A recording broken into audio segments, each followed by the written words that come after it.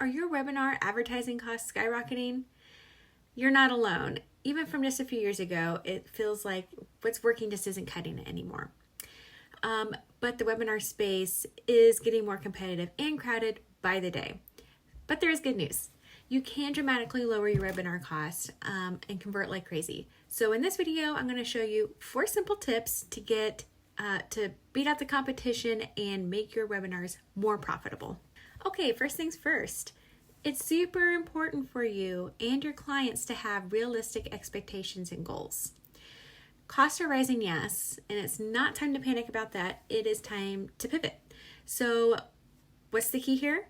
You've got to warm up your current audience. They got to know, like, and trust you, and they have to do that before you drop them into your webinar funnel. Time for tip number 2. You got to make sure that your funnel makes sense with your ads. So you've got your freebie, you got your live video, you've got your webinar and a big sale, but does your messaging flow? So your ads need to match the customer journey, and your funnel should guide them through that step by step. Like if your ad promises one thing, but the funnel delivers something different, then that's just a recipe for lost conversions. Technical side of that is your Facebook pixel. It's super important, and you have to make sure it's set up properly as a lead conversion. You want to be able to see that conversion rate of a minimum of 20%, though ideally you should be aiming for about 50% of conversion on that.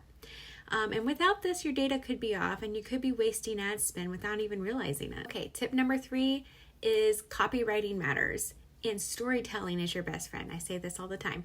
People connect with stories, not your sales pitches. So don't bombard your audience with you this and you that. Share your own journey and your experiences and how your offer has changed things for you. And this connection will want them to join your webinar, not because of the offer, but because they trust you. Finally, tip number 4, use a tripwire offer. So when someone opts into your webinar, you're going to offer them a one-time special deal, usually anywhere between $10 and $90.